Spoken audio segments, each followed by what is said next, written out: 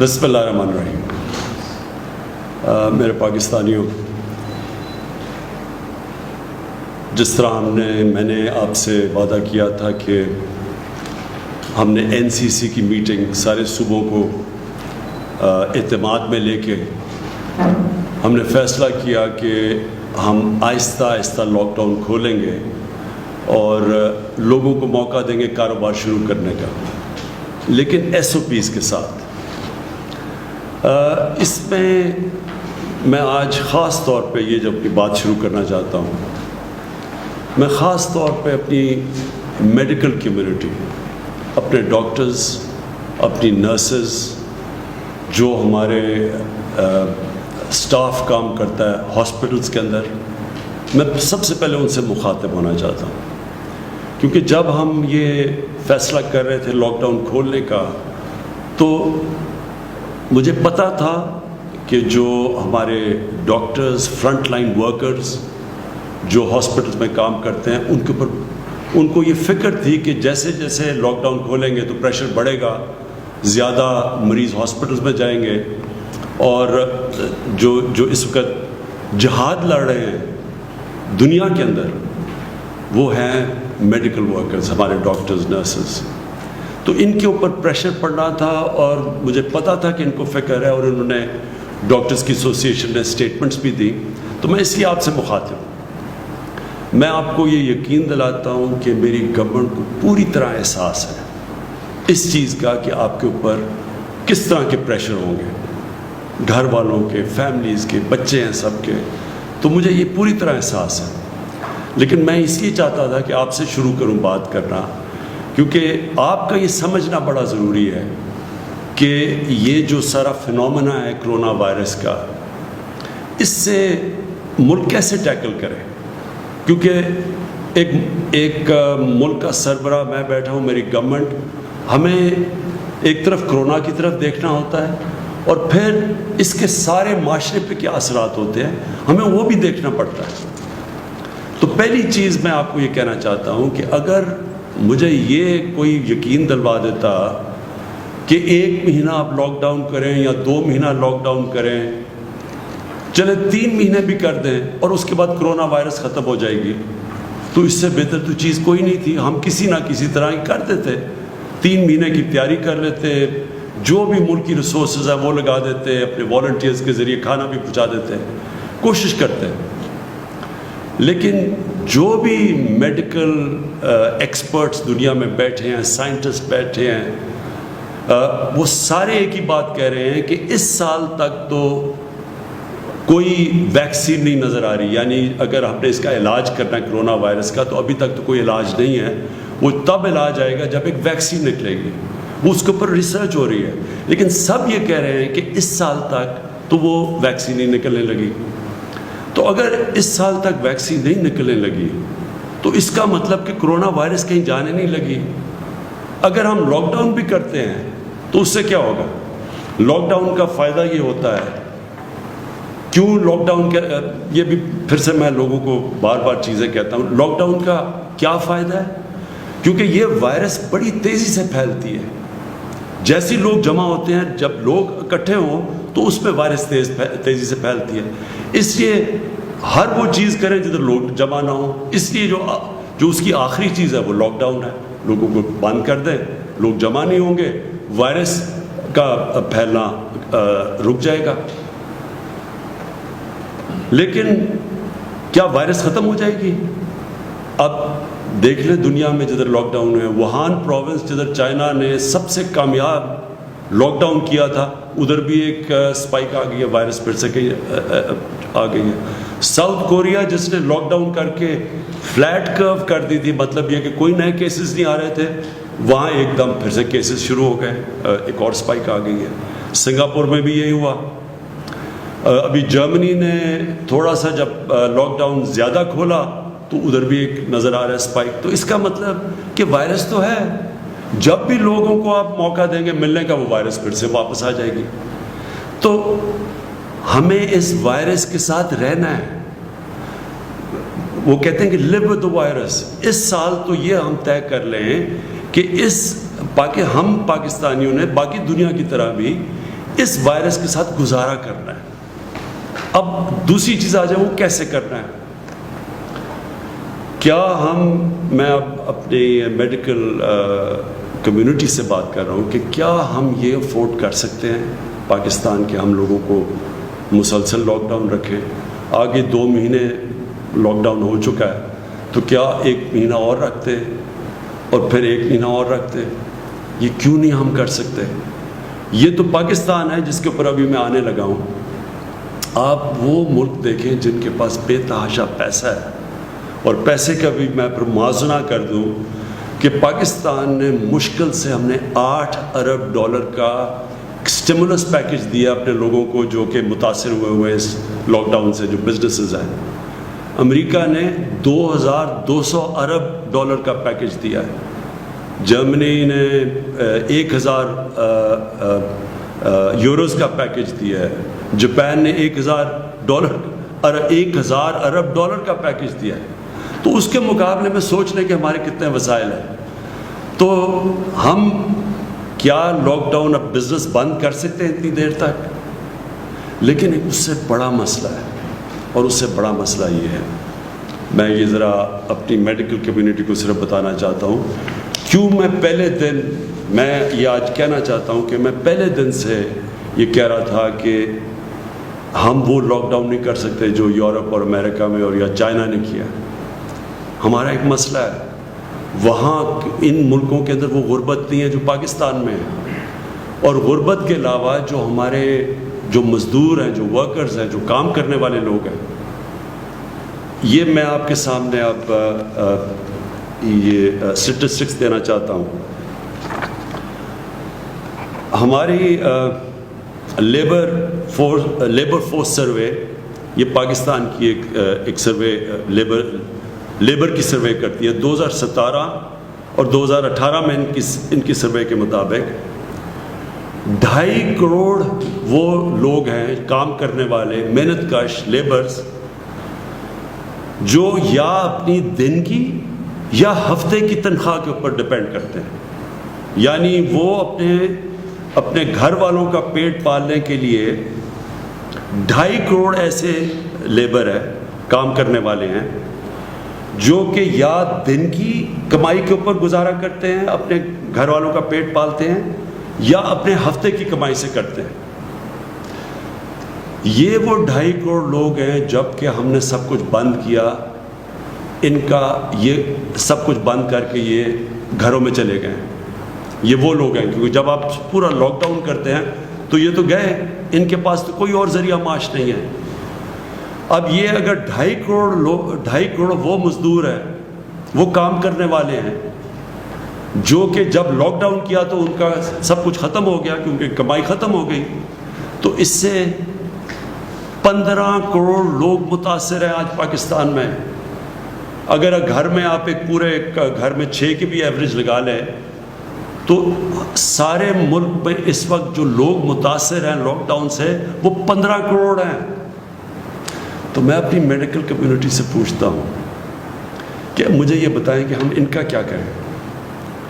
کتنی دیر تک ابھی ہم نے بڑی مشکلوں سے, اور ابھی یہاں ثانیہ آپ کو بتائیں گے کہ ہم نے کتنے ابھی تک وہ کام کر چکے ہیں جو ڈیولپ ملک نہیں کر سکے, جس طرح کہ ہم نے لوگوں تک پیسہ پہنچایا ہے جو احساس پروگرام کے ذریعے, جو ہم نے 12,000 روپے پہنچائے ہیں, وہ بھی آپ کو ڈیٹیلز دیں گی, اپڈیٹ دیں گی. تو یہ ہم کتنی دیر کر سکتے ہیں, اور یہ کتنی دیر 12,000 روپیہ ایک خاندان کے لیے کافی رہے گا.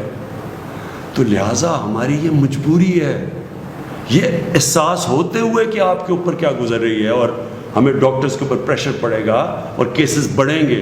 یہ بھی میں آپ کو بھی بتاؤں گا, کیسز بڑھنے ہیں ابھی.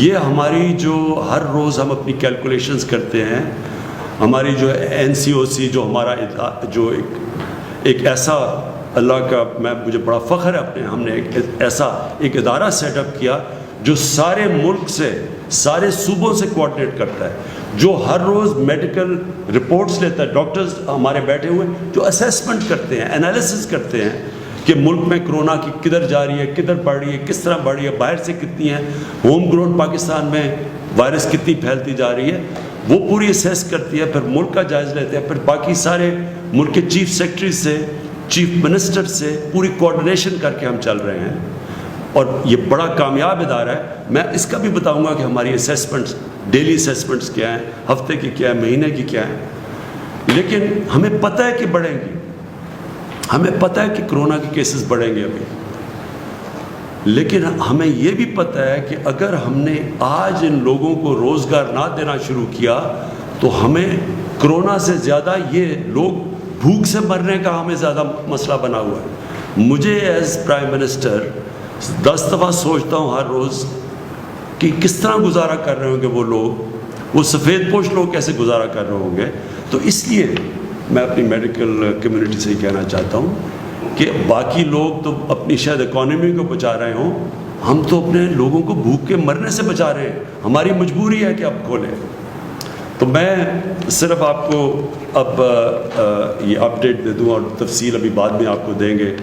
ہمارے ساتھ ڈاکٹر ظفر بھی بیٹھے ہیں، ڈاکٹر فیصل، جو ڈاکٹر ظفر آپ کو بتائیں گے کہ جو ڈاکٹرز کے لیے ہم کیا کر رہے ہیں، میڈیکل کمیونٹی کے لیے ہم کیا کر رہے ہیں، کیونکہ ہمیں پورا احساس ہے اور اس کے لیے پورا پروگرام بنایا وہ بتائیں گے۔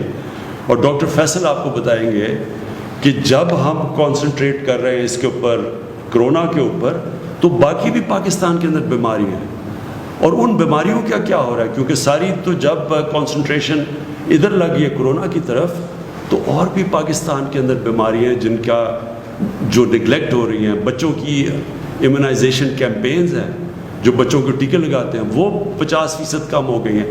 ہمارے پاس پولیو، ایک پاکستان 2 ملکوں میں دنیا میں جدھر ابھی پولیو کی وائرس بھی ہے، اس کی ہم نے کیمپین کرنی، 2 کیمپین۔ ایک طرف ہم کرونا کا تو دیکھ رہے ہیں، لیکن باقی ملک بھی سنبھال رہے ہیں۔ میں صرف آپ کو یہ بتا دوں کہ یہ مجھے خوشی بھی ہے کہ ہماری گورنمنٹ نے پہلے دن سے جس طرح کرونا کے اوپر ہم نے جو ہم نے اسٹیپس اٹھائے، مجھے بڑا فخر ہے اس کے اوپر کہ اللہ کا شکر ہے پاکستان میں وہ چیزیں نہیں ہوئیں جو کہ باہر کی دنیا میں آپ دیکھ رہے ہیں۔ جس طرح کے مسئلے مسائل ڈیولپڈ ملک، امیر ملکوں کے اندر آئے، مجھے اللہ کا بڑا میں شکر ادا کرتا ہوں کہ ہم نے جو بھی سٹیپس اٹھائے اس کی وجہ سے ہمارے ملک میں حالات کنٹرول میں۔ ہماری پروجیکشن کیا تھی، میں نے جب آپ سے 24 اپریل کو آپ کے سامنے آیا تو ہماری پروجیکشن یہ تھی کہ 14 مئی تک پاکستان میں جو کیسز، کرونا کے کیسز جو انفیکٹڈ ہیں، جو پازیٹیو کیسز ہیں، وہ ہونے تھے 92,695، اور جو اموات ہونی تھی، جو فوتیاں ہونی تھی اس کی وجہ سے، کرونا کی وجہ سے، وہ 1,324 ہونی تھی۔ یہ ہماری 24 اپریل کو پروجیکشنز تھی۔ 52,000 ہماری انفیکشنز ہونی تھی، اور جو اموات ہونی تھی وہ 1,324۔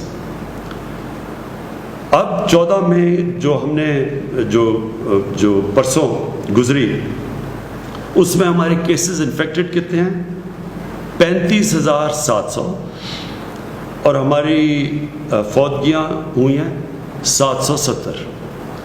تو اللہ کا شکر ہے کہ ابھی تک جو پروجیکشنز تھیں، اور یہ دنیا کے سے موازنہ کیا جاتا ہے کہ دنیا میں جس طرح کرونا بڑھتی گئی یا جو پیک کرتی گئی اس کے مقابلے میں، تو اللہ کا شکر ہے کہ ابھی تک ہم پروجیکشن سے نیچے جا رہے ہیں، اور ہمارے ابھی بھی جو ہاسپٹلز ہیں ان میں جگہ ہیں، ہمارے پاس وہ پریشر نہیں پڑا جو کہ ہاسپٹلز پہ پڑنا چاہیے۔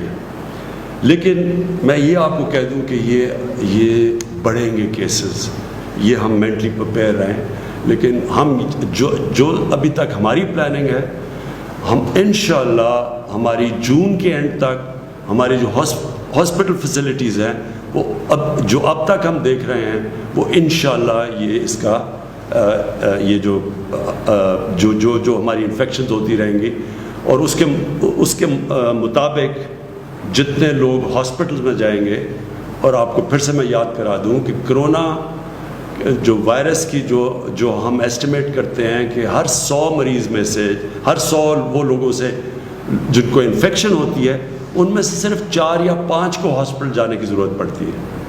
تو ڈر یہ ہوتا ہے کہ جب اتنی زیادہ، جب 50,000 سے زیادہ جب کیس بڑھتے جائیں گے تو وہ لوگ جنہوں نے ہاسپٹل جانا ان کی بھی تعداد بڑھتی جائے گی، اور وہ پریشر پڑ جائے گا ہمارے ہاسپٹل کے انٹینسو کیئر کے اوپر.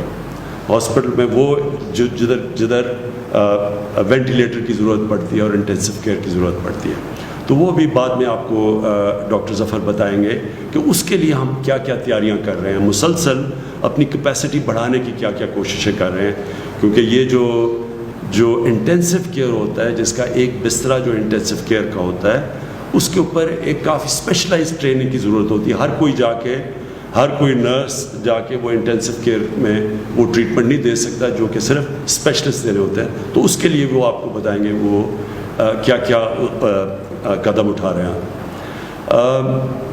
اب آگئی بات کہ ہم نے اب ملک میں کیا کیا چیزیں کھولی. میں حماد اظہر بیٹھے ہوئے وہ ابھی آپ کو بتائیں گے کہ ہم کیسے کاروبار کے مختلف چیزیں اب کھولتے جا رہے ہیں ایس او پیز کے ساتھ. اور وہ جو ایس او پیز ہے، یہ میں پھر سے آپ کو کہہ دوں، ایس او پیز کا مطلب یہ ہے کہ جو بھی کاروبار کھولے گا ان کے جو مالک ہوتا ہے اس کے اوپر ہم ذمہ داری دے دیں گے کہ آپ نے یہ قدم اٹھانے ہیں، یہ شرائط ہے جس کے اوپر چل کے آپ نے اپنی فیکٹری کھولنی ہے یا آپ نے اپنی دکان کھولنی ہے، تو آپ کو یہ قدم اٹھانے پڑیں گے. میں آپ سب سے پھر سے اپیل کرتا ہوں، یہ بہت ضروری ہے آپ کو ان ایس او پیز کے اوپر چلنا.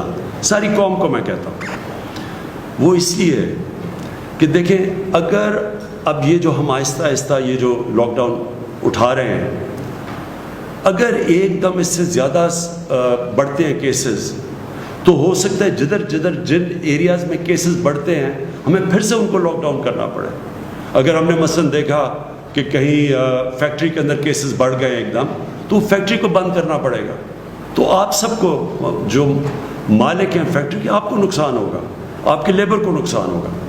اسی طرح اگر ہم اب دکانیں کھول رہے ہیں تو میں سارے دکانداروں کو کہوں گا کہ اس کے اوپر جو ایس او پیز ہیں ان کے اوپر پلیز عمل کریں. آپ اپنے اوپر ڈسپلن کریں، ذمہ داری لیں، کیونکہ آپ جو ذمہ داری لیں گے وہ موقع دیں گے ہم سب کو کہ اس ملک کو آہستہ آہستہ کھولنے کا، تاکہ کاروبار شروع ہو، تاکہ لوگوں کو روزگار ملے. تو یہ جو آپ آگے ادھر سے ہم جب 2 ہفتے اور 1 مہینہ اور یہ جو بھی 1 سال ہمیں گزارنا پڑے گا کرونا وائرس کے ساتھ، تو اس میں بہت بڑا ذمہ داری ہوگی ہمارے اس قوم کے اوپر، شہریوں کے اوپر، کہ ہم کیسے اپنے اوپر ڈسپلن کرتے ہیں، ہم کیسے یہ ایس او پیز کے اوپر چلتے ہیں کہ ہم کرونا کا بھی بندوبست کرتے رہیں اور کرونا کو بھی تیزی سے پھیلنے سے روکتے رہیں، اور ساتھ ساتھ ہم جو اتنی بڑی، میں نے آپ کو بتایا ہے، جو لوگ متاثر ہیں اس سے، وہ تقریباً 15 کروڑ لوگ متاثر ہیں لاک ڈاؤن سے. تو وہ بھی ان کو بھی ہم نوکریاں ملتے رہیں، وہ بھی کام کرتے رہیں، کیونکہ کوئی بھی ہم 15 کروڑ لوگوں کا دھیان نہیں رکھ سکتے، ہمارے پاس وسائل ہی نہیں ہیں. وہ صرف تب ہوگا جب ان کو نوکریاں ملیں گی، اور وہ نوکریاں ملیں گی، کاروبار چلے گا. تو کاروبار جب ہم کھول رہے ہیں تو میں پھر سے بار بار آپ سے اپیل کرتا رہوں گا کہ آپ نے بڑی احتیاط کرنی ہے. ادھر میں جو ہمارے جو 10 لاکھ سے زیادہ ٹائیگر فورس بنی ہے، میں آپ سب ٹائیگر فورس کو، آپ کی سب سے بڑی ذمہ داری ہے، آپ کی اور بھی ذمہ داریاں ہیں، لیکن ایک سب بڑی ذمہ داری یہ ہے کہ پبلک کے اندر یہ ایک پوری کیمپین کریں، آگاہ کریں پبلک کو. آپ جا کے لوگوں کو ذمہ داری کا احساس دلوائیں کہ جب تک پبلک خود احتیاط نہیں کرے گی، کوئی گورنمنٹ کچھ نہیں کر سکتی. ہمارے پاس اتنی نہ پولیس ہے، نہ اتنے جیل ہیں، ہم زبردستی نہیں کر سکتے. یہ آپ کو پوری طرح اس کے اوپر عمل کرنا پڑے گا. جو میں 2 اور چیزیں کہنا چاہتا ہوں. ٹرانسپورٹ،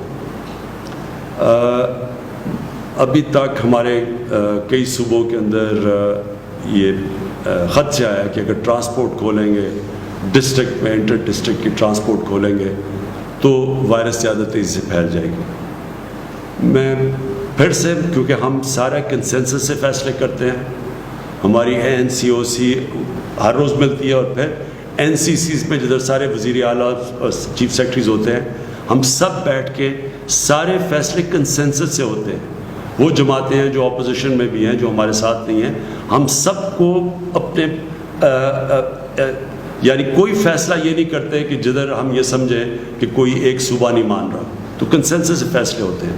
اس لیے ابھی تک پوری طرح ٹرانسپورٹ کے اوپر فیصلہ نہیں ہو سکا, کیونکہ ایک دو صوبوں کے یہ خدشات ہیں کہ اگر آپ کھولیں گے ٹرانسپورٹ تو یہ وائرس پھیل جائے گی. میرا اس کے اوپر یہ ہے کہ دیکھیں, ہم جو بھی قدم اٹھائیں پہلے یہ سوچیں کہ ہمارا جو سب سے غریب طبقہ ہے اس کی ہم مدد کیسے کر سکتے ہیں, کیونکہ اس کرونا وائرس میں جو آج سب سے مشکل میں ہے وہ ہمارا غریب طبقہ ہے. تو جو ٹرانسپورٹ ہے, جو پبلک ٹرانسپورٹ ہے, وہ تو ایک غریب آدمی کی ٹرانسپورٹ ہے. ہم تو ہماری طرح کے لوگ تو گاڑیوں میں پھر رہے ہیں ابھی بھی, ہم تو کہیں بھی جا سکتے ہیں اپنی گاڑیوں میں, لیکن ایک غریب آدمی, ایک مزدور, وہ تو جس کے پاس گاڑی نہیں ہے اس کے لیے تو پبلک ٹرانسپورٹ چاہیے. تو جب ہم پبلک ٹرانسپورٹ بند کرتے ہیں تو ہم یہ یاد رکھیں کہ ہم ایک غریب کی زندگی مشکل میں ڈال رہے ہیں. کئی دفعہ اس کو ٹرانسپورٹ چاہیے ہوتی ہے کام کرنے کے لیے, دیہاتوں کے لیے اس کو کہیں جانا ہوتا ہے, کہیں مزدوری کرنی ہوتی ہے, کہیں وہ فیکٹریوں پہ جا رہا ہوتا ہے, اب کنسٹرکشن سائٹ پہ جا رہا ہوتا ہے. تو جب ہم ٹرانسپورٹ بند کرتے ہیں سمجھ جائیے کہ ہم سب سے زیادہ نقصان اپنے غریب آدمی کو پہنچا رہے ہیں. اس لیے میں پھر سے سب سے ریکویسٹ کرتا ہوں کہ پبلک ٹرانسپورٹ کھول دیں. اگر امریکہ جیسی جگہ جدھر 2,000 لوگ دن میں مر رہے ہیں انہوں نے اپنی پبلک ٹرانسپورٹ نہیں بند کی, اگر یورپ جدھر یورپ کے اندر ایک دن کے اندر 800 لوگ, ابھی بھی 500 لوگ مر رہے ہیں, انہوں نے اپنی پبلک ٹرانسپورٹ بند نہیں کی, ایئر ٹریول بند نہیں کی, ہم نے کیوں یہ بند کر کے رکھ دی ہے؟ اور ہمیں پتہ ہونا چاہیے اس کا اثر پڑے گا, اس کی اکانومی پہ بھی اثر پڑ رہا ہے, لیکن سب سے زیادہ اس کی غریب آدمی پہ اثر پڑ رہا ہے. تو میں پھر سے آپ کو ریکویسٹ کروں گا کہ آپ یہ کھول دیں. میں آخر میں جو پہلے اپنی, پھر میں چاہوں گا کہ میری ٹیم آپ سے بات کر لے. جو آخر میں بات کرنا چاہتا ہوں کہ مزدوروں کے لیے جو مجھے سب سے زیادہ احساس ہے کہ ہمارے لوگ جو بے روزگار ہوئے ہیں, میرا جو پرائم منسٹر کا جو ریلیف فنڈ ہے, جس طرح میں نے پچھلی باری آپ کو بتایا, اس کا صرف اور صرف مقصد یہ ہے کہ جو لوگ ہماری ویب سائٹ کے اوپر بتا دیں گے کہ جی میں بے روزگار ہوا ہوں اس دور کے اوپر, اور صرف ایک بتا دیں گے کدھر کام کرتا تھا, بے روزگار ہوا ہوں, تو ان کو بھی میں اپنے فنڈ سے پیر سے منڈے سے کیش ٹرانسفر کر رہا ہوں, جس طرح کے احساس پروگرام کے ذریعے کیے جا رہے ہیں. تو میری پیر سے جو ہماری اب تک آ چکے ہیں, ہمیں ان لوگوں کے ثبوت آ چکے ہیں, ہم نے ویریفائی کیے ہیں, ہمارے پاس ڈیٹا ہے نادرا کا, ہم چیک کرتے ہیں, وہ چیک کر کے جو کوالیفائی کر چکے ہیں ان کو منڈے سے پیسہ ملنا شروع ہو جائے گا جو پرائم منسٹر ریلیف فنڈ سے. اور میرا جو سارا فنڈ ہے وہ صرف اور صرف ان بے روزگاروں کے لیے پیسہ دیتا رہے گا جب تک انشاءاللہ 1 مہینے تک. ہماری امید یہ ہے کہ جس طرح ہم چلتے جائیں گے, اور انشاءاللہ اگر ہمارے کیسز زیادہ تیزی سے نہ بڑھے تو انشاءاللہ ہم اپنے کاروبار کھولتے جائیں گے اور لوگوں کو روزگار ملتا جائے گا. خاص طور پہ کنسٹرکشن میں ہم نے کنسٹرکشن کی انڈسٹری کو خاص طور پہ کوشش کی ہے ہر قسم کا انسینٹو دیں تاکہ کنسٹرکشن شروع ہو, اور اس کا مقصد یہ ہے کہ زیادہ سے زیادہ لوگوں کو, مزدوروں کو روزگار ملے. ہم سب جانتے ہیں, دنیا اس وقت جانتی ہے کہ جو اس وقت فرنٹ لائن کا مطلب یہ ہے کہ جو بالکل فرنٹ لائن پہ کھڑے ہو کے جنگ لڑ رہے ہیں وہ ہمارے ڈاکٹرز, نرسز اور جو میڈیکل سٹاف ہے.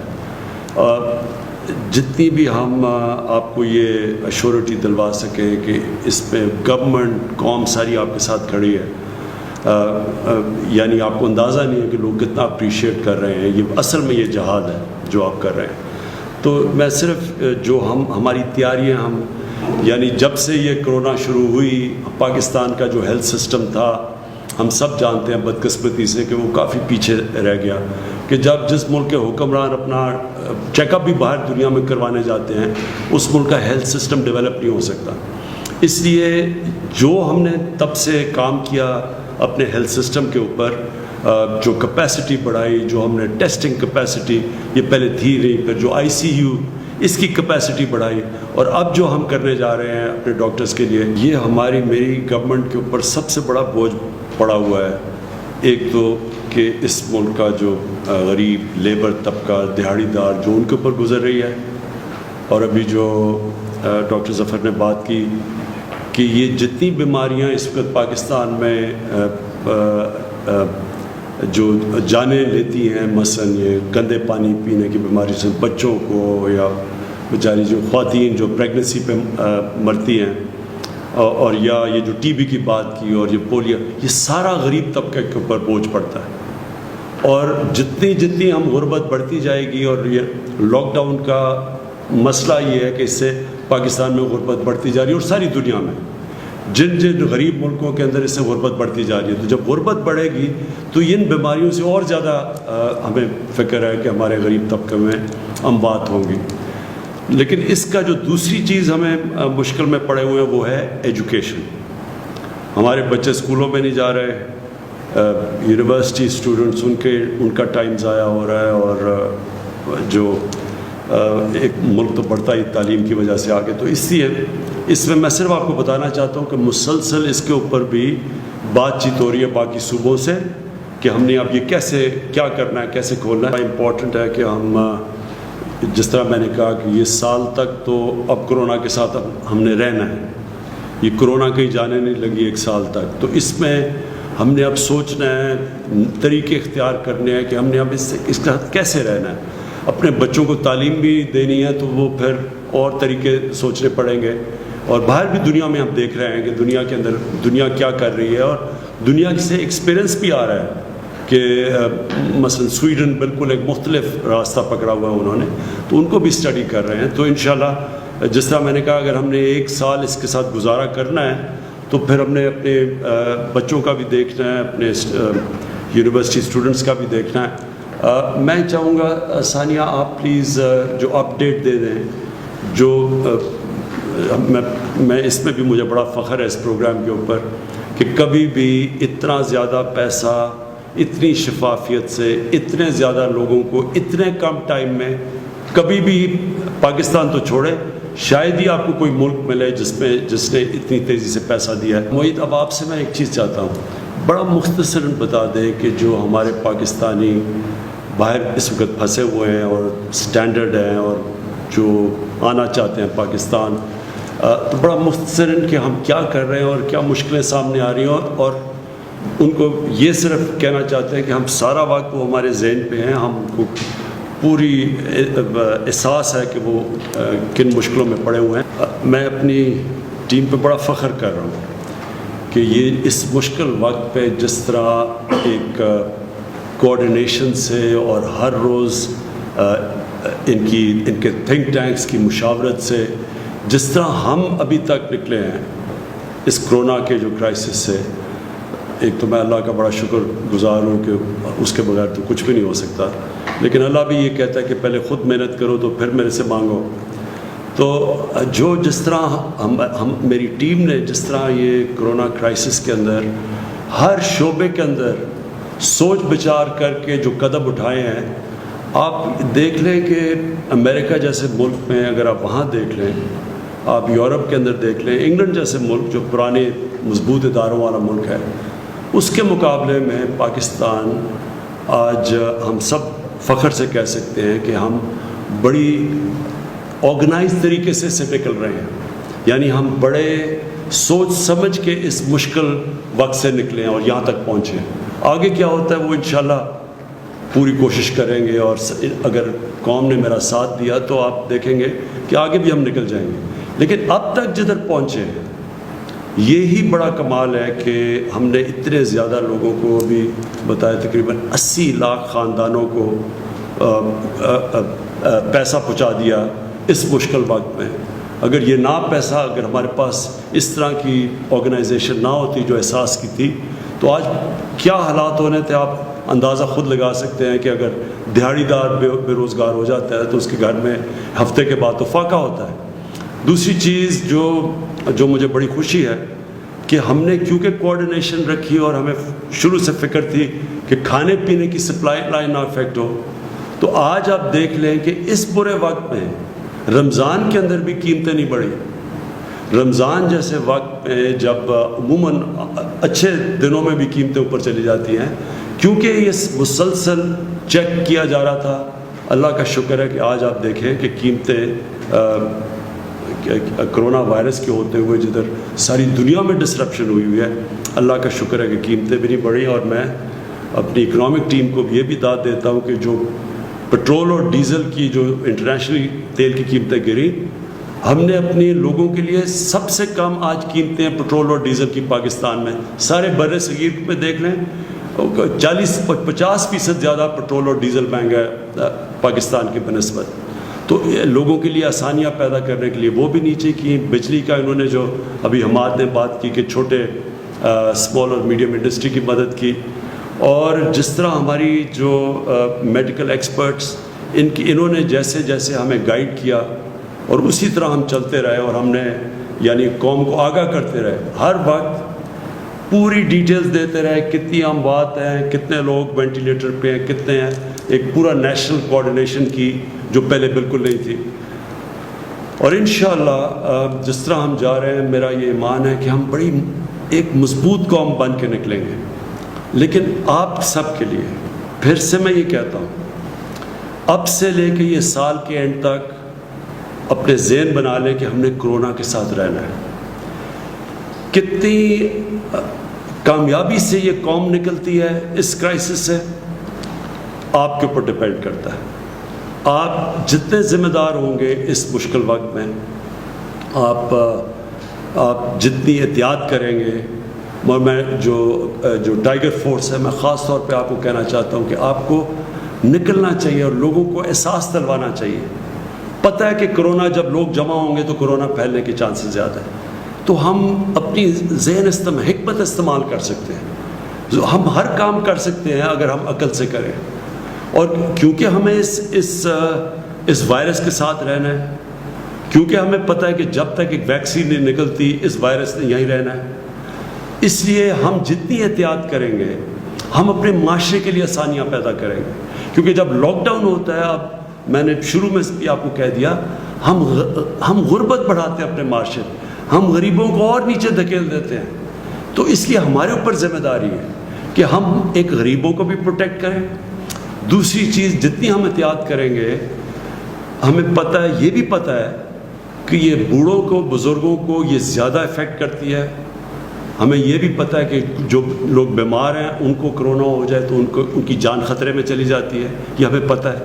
تو لہٰذا ہم جو نوجوان ہیں وہ ذمہ داری لیں، وہ خود احتیاط کریں کہ ہمارے گھروں میں، ہمارا تو جوائنٹ فیملی سسٹم ہے، ہم تو ساری فیملی رہتی ہے. تو آپ کو خود دیکھنا چاہیے کہ احتیاط، کہ آپ کے گھر کے اندر جو بوڑھے، جو بزرگ ہیں اور جو بیمار ہیں، آپ کی ذمہ داری ہے ان کی حفاظت کرنا. اور حفاظت آپ کر سکتے ہیں احتیاط کر کے. اور آخر میں یہ جو عید آ رہی ہے، میں خاص طور پہ آپ سب سے کہنا چاہتا ہوں کہ یہ جس طرح ہم عید یہ قوم بناتی ہے اور ہمیشہ بناتی ہے، اور عید بڑا ایک فیملی کا اوکیزن ہوتا ہے، لوگ جمع ہوتے ہیں، یہ عید مختلف ہے. اس عید کو آپ نے یہ سوچنا ہے ذمہ داری لے کے کہ ہاں ہم نے عید بنانی ہے، لیکن وہ اس طرح کی عید نہیں بنانی جس طرح ہم عموماً بناتے ہیں. ہمیں دیکھنا پڑے گا کہ ہم اپنے ملک کی خدمت کریں گے کہ اگر ہم احتیاط کریں گے. اور پھر میں ختم کروں گا، جو ہمارے ڈاکٹرز اور جو ہماری نرسز ہیں جن کے اوپر سب سے زیادہ جو فرنٹ لائن پہ کھڑے ہیں، ہم ان کی بھی مدد کریں گے اگر ہم سب احتیاط کریں. شکریہ اور پاکستان پائندہ باد.